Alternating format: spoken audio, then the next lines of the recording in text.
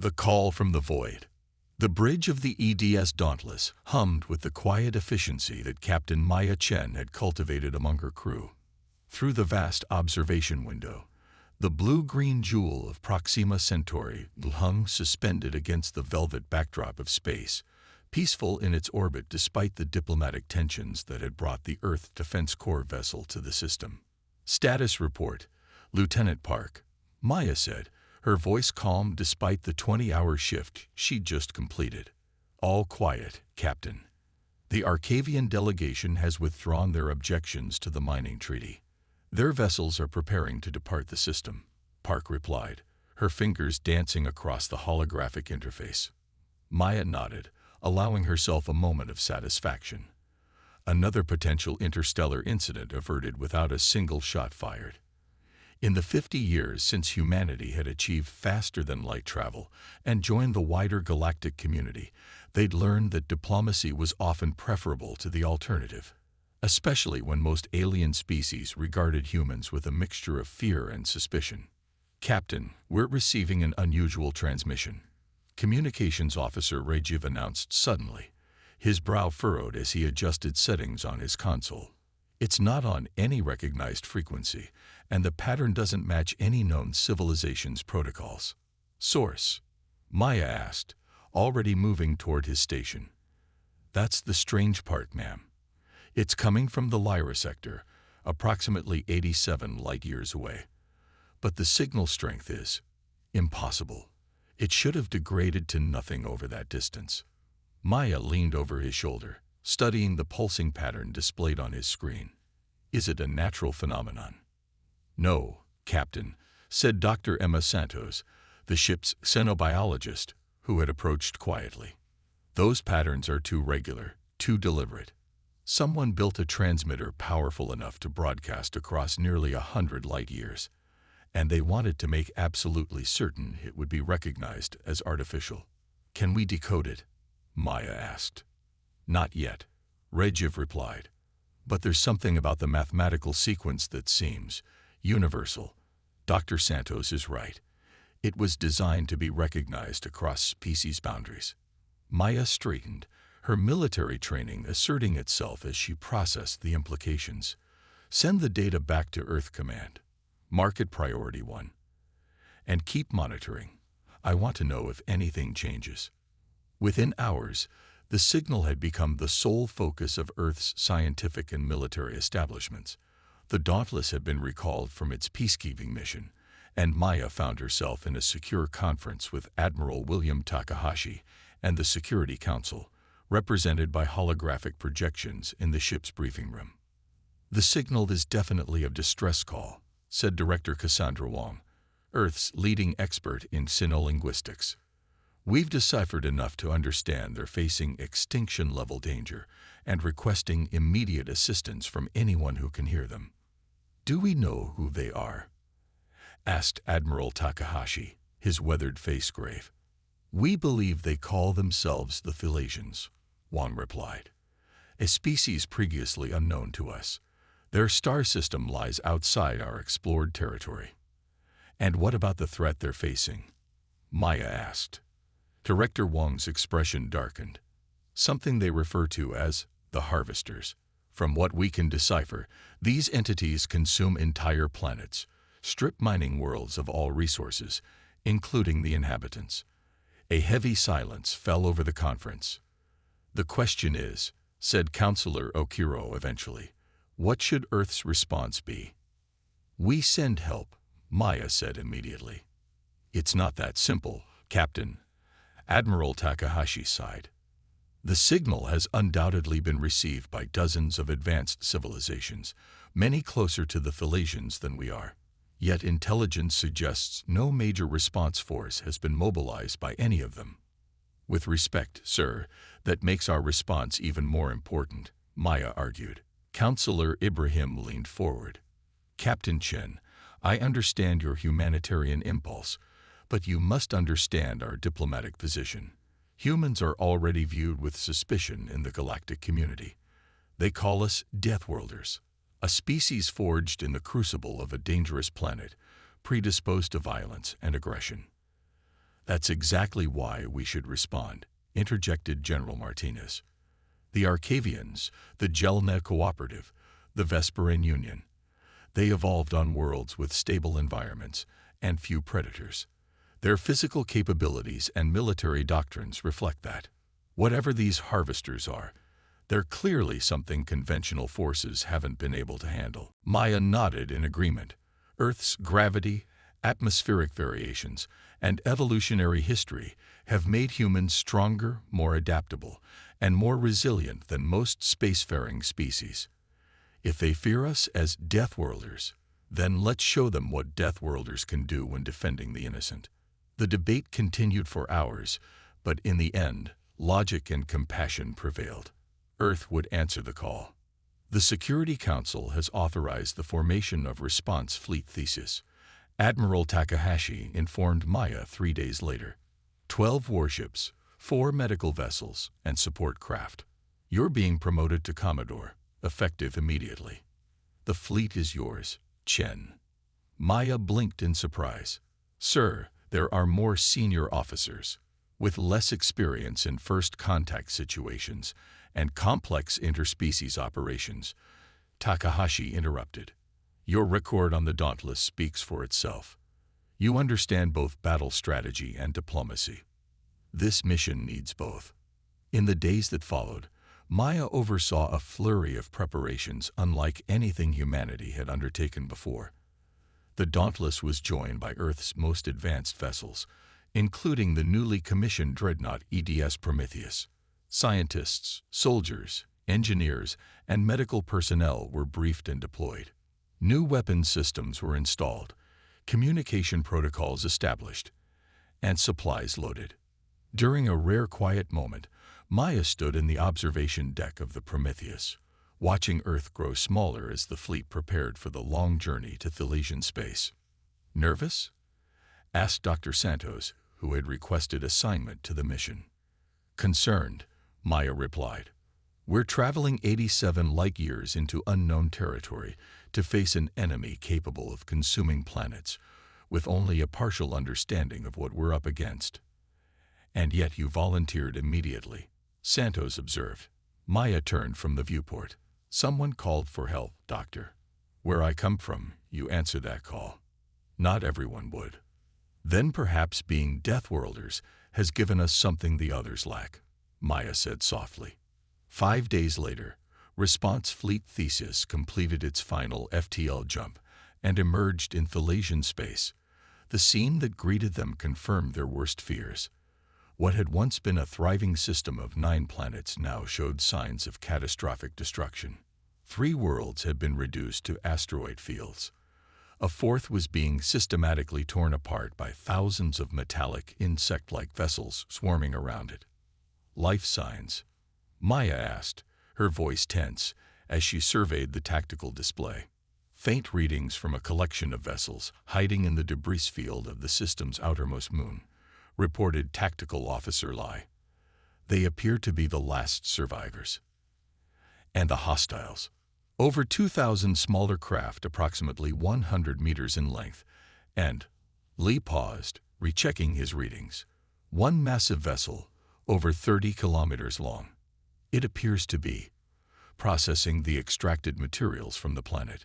Maya straightened in her command chair. Open a channel to the survivor vessels. Let's let them know Earth has answered their call. Warriors of a harsh world. They're called the Void Harvesters, explained first speaker Ilara, the leader of the surviving Thylesians. Her translucent, crystalline form shimmered in the light of the Prometheus's conference room as she addressed the assembled human officers. They appeared without warning at the edge of our system 3 lunar cycles ago. Our attempts at communication went unanswered. Maya studied the alien dignitary, noting the weariness in her multifaceted eyes. The Thylesians were a silicon-based species, their bodies resembling humanoid figures carved from living crystal. Behind Ilara stood representatives from several other species, refugees from neighboring systems that had already fallen to the harvesters. They don't negotiate, they don't communicate, continued Erix, a 4-armed being with iridescent scales. They simply take. strip entire worlds of resources, minerals, atmosphere, biomass, everything. We tried to fight, Ilara said, her voice conveying resignation even through the translation matrix. The combined defense fleet of 7 systems engaged them. We lost 93% of our forces without inflicting significant damage. Our weapons couldn't penetrate their shields. "What weapons did you deploy?" asked General Martinez, leaning forward. "Energy-based primarily. Plasma lances, particle beams, gravitational disruptors. All standard armaments of spacefaring civilizations." Maya exchanged glances with her tactical officers. Standard to most galactic powers, perhaps, but not to humans. Earth's tumultuous history had driven military innovation in different directions. "We track your distress signal across 87 light-years," Maya said. "Why didn't closer civilizations respond?" A bitter sound emerged from Eric's. "They received our pleas. The Jelena Cooperative sent observers. The Vesperin Union offered evacuation for our leadership. None committed combat forces. They fear the Harvesters will target them next if they intervene," added Ilara. "And perhaps they will. But soon there will be nothing left of our worlds regardless." Maya stood, her decision already made. First speaker Ilara, "I cannot promise victory, but I can promise that Earth will not stand by while your people are exterminated. We will fight." The alien's crystalline form seemed to brighten slightly. "You would risk your fleet for species you've only just met." "That's what humans do," Maya replied simply. In the hours that followed, the human officers devised a battle strategy unlike anything the galactic community had seen before. While most advanced civilizations had developed space combat doctrines centered around energy weapons and shield technology, humans had maintained a more diverse arsenal. "The Harvesters have adapted to counter energy-based attacks," Maya explained to her captains. "Their shields absorb and redirect that energy. But our kinetic kill vehicles, tungsten rods accelerated to relativistic speeds, ignore shields entirely. And our nuclear arsenal operates on principles their defenses aren't designed to counter." "They've never encountered a Deathworld species before," added Dr. Santos. "They've never faced predators who evolved to outthink their prey." The plan they developed was audacious. While the Thalassian survivors created a distraction that would draw the smaller harvester vessels away, the Earth fleet would execute a precision strike against the massive mothership. The Dauntless, now serving as Maya's command vessel, would lead a squadron of smaller, faster ships through the debris field surrounding the harvester mothership, exploiting gaps in its sensor coverage. "Remember," Maya addressed her pilots, "we're not fighting according to established galactic warfare protocols. We're fighting like humans, adaptable, unpredictable, and absolutely committed." The battle began at 600 Earth Standard Time. The remaining Thalassian vessels emerged from hiding, broadcasting signals that mimicked a much larger fleet. As predicted, the Harvester swarm redirected to intercept this perceived threat. "Diversion successful," reported Lieutenant Park from the tactical station. "Harvester drones are pursuing the Thalassian vessels." "Launch the first wave," Maya ordered. From the human warships, hundreds of unmanned combat drones deployed, each carrying a payload designed specifically for this encounter. Unlike the predictable tactics of most galactic powers, these drones followed erratic flight paths, communicating through encrypted channels that shifted frequencies constantly, a battle doctrine developed during Earth's own internal conflicts. "The Harvesters are attempting to analyze our attack pattern," said Park. "Their response is delayed. I don't think they know how to counter our approach." "They've never encountered a species that excels at chaos," Maya replied grimly. "Execute Phase 2. The EDS Prometheus, the fleet's massive dreadnought, moved into position, deploying physical decoys that confused the Harvester sensors. Meanwhile, Maya's strike team aboard the Dauntless and 3 other vessels accelerated toward the mothership's blind spot, a vulnerability identified by analyzing the enemy's movement patterns. "We're within range," announced Tactical Officer Lai. "Kinetic penetrators armed and ready." Maya took a deep breath. Fire. From the Dauntless and its sister ships, dozens of tungsten rods were launched at incredible speeds. Unlike energy weapons, these simple physical projectiles couldn't be absorbed or deflected by the Harvester's shields. They struck the mothership's hull with devastating force, penetrating deep into its structure.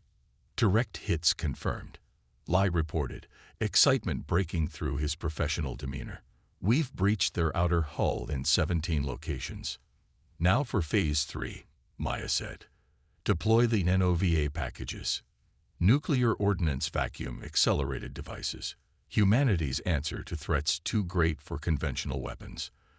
The specialized delivery vehicles carrying these devices followed the paths created by the kinetic penetrators, diving deep into the Harvester mothership's vulnerable interior before detonating. The explosions rippled through the massive vessel, cascading from one section to another as secondary systems failed. The mothership's structure began to break apart, massive pieces drifting away as internal explosions continued to tear it apart from within. The smaller units are losing cohesion, Park reported, awe in her voice. Without the mothership's control signal, they're disorganized. Maya nodded. Relay targeting data to all ships.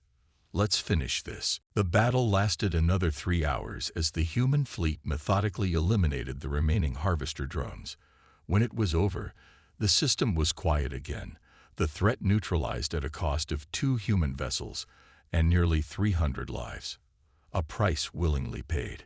In the aftermath, Maya stood again in the Prometheus's conference room, facing not just the Thalassians but representatives from 3 other major galactic powers who had arrived to observe the situation. Your intervention was unexpected, said the Vesperan ambassador, his tentacles writhing in what Maya had learned to recognize as discomfort. The galactic community had deemed the Harvester threat beyond conventional military solutions. Perhaps your definition of conventional needs revision, Maya replied evenly. First speaker Ilara stepped forward. The humans accomplished in one day what our combined civilizations could not in 3 cycles.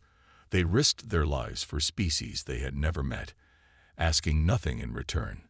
It is the nature of Deathworlders, observed the Jelenow representative dismissively. Aggression and violence are their evolutionary legacy. No, Maya countered firmly. Strength and sacrifice are our legacy. We became strong not to conquer but to protect. We mastered warfare not because we love violence, but because we understand that sometimes fighting is necessary to defend what matters. She gestured toward the viewport, where the human fleet maintained its protective formation around the surviving Thalassian vessels. You call us Deathworlders, as if it's something to be feared. But today that heritage saved lives. Perhaps instead of fearing what makes us different, you might consider what we can accomplish together. The journey back to Earth would take weeks, even at maximum FTL speeds. The fleet carried not just human personnel but hundreds of Thalassian refugees who had accepted Earth's offer of sanctuary until their civilization could rebuild. On the observation deck of the Dauntless, Maya watched the stars streak by, contemplating the changes this mission would bring to humanity's place in the galactic community. Do you think they'll see us differently now? Asked Dr. Santos, joining her at the viewport. Maya considered the question. Perhaps, or perhaps they'll fear us even more. But at least they'll understand one truth about humans that they didn't before. What's that? Maya turned from the stars, a slight smile on her face. That when someone cries out for help across the stars, the dangerous Deathworlders of Earth will answer, not with conquest, but with compassion. Not with demands, but with defense. And sometimes, that makes all the difference in the universe. As the Dauntless continued its journey homeward, carrying the seeds of new alliances and understanding, Maya knew that humanity's reputation had been forever changed. No longer would they be seen as simply dangerous. They would be recognized as dangerous when necessary, powerful when required, and compassionate always. The Deathworlders had answered the call, and the galaxy would never be the same.